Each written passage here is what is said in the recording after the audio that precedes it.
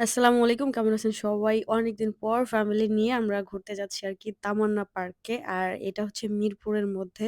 খুব ছোটখাটো পার্ক।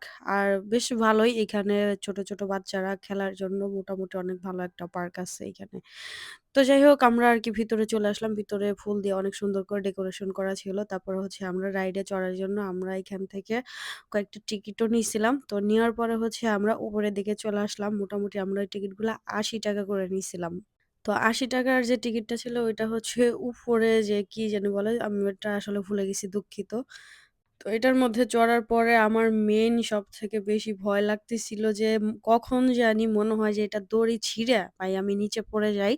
মানে এত পরিমাণে ভয় লাগতেছিল যখন এটা চলতেছিল। আমি তো শুধু আল্লাহ, আল্লাহ করতেছিলাম যে, "আল্লাহ এইবার যদি খালি এখান থেকে নামতে পারি, তাহলে ২য় বার আমি কখনো আর এটার মধ্যে উঠবো না।" তো উপর থেকে সুইমিং পুল আসলে অনেক সুন্দর দেখা গেছিল আরকি। তো এখানে যেতে হলে আরকি এক্সট্রা ৳৫০০ দিতে হয়। তো মোটামুটি আমরা ওইখানে যাই নাই। আমরা একটু ঘোরাফেরা করে আরকি এই রাইডে চড়ে আরকি চলে আসছিলাম। তো সে যাই হোক, তারপর হচ্ছে আল্লাহ, আল্লাহ করে আমরা নেমে পড়লাম।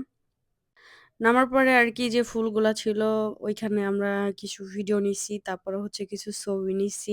কারণ অনেক সুন্দর করে আরকি ডেকোরেশন করা ছিল। ফুলগুলা আসলে খুব ভালো ছিল আরকি। মানে এত ভাল লাগতেছিল জানি না মোবাইলে অতটা দেখা যাচ্ছে কিনা। তো বাস্তবে খুব ভালো ছিল। তারপরে হচ্ছে দোলনায় চড়ার সময় দেখলাম যে ওমা! একটা নিব্বা-নিব্বি দেখে আমাদের পাশেই বসে আছে। এদের বয়স হবে মেবি ১৪-১৫ বছর অথচ এদের অবস্থাটা দেখেন। ক্লাস ফাঁকি দিয়ে এসে তারপর প্রেম করতেছে। তো সে যাই হোক ওদের কাজ ওরা করতেছে। তারপরে হচ্ছে আমরা মোটামুটি ঘুরলাম অনেকক্ষণ। ঘোরা-টোরার পরে দেখলাম যে সন্ধ্যা হয়ে আসতেছে। তো যার জন্য হচ্ছে আমরা সবাই আবার ফিরে আস্তে, আস্তে বাসার দিকে রওনা দিলাম। অনেকে আসলে ক্যামেরা তেমরা দেখায় না। কারণ সবাই তো ক্যামেরার সামনে আসতে চায় না। যার জন্য আমরা সবাইতে মানে সবাইকে ক্যামেরার সামনেও আনি না। তো যাই হোক সবাই ভালো থাকবেন, সুস্থ থাকবেন। আল্লাহ হাফেজ। ভিডিওটা দেখার জন্য ধন্যবাদ।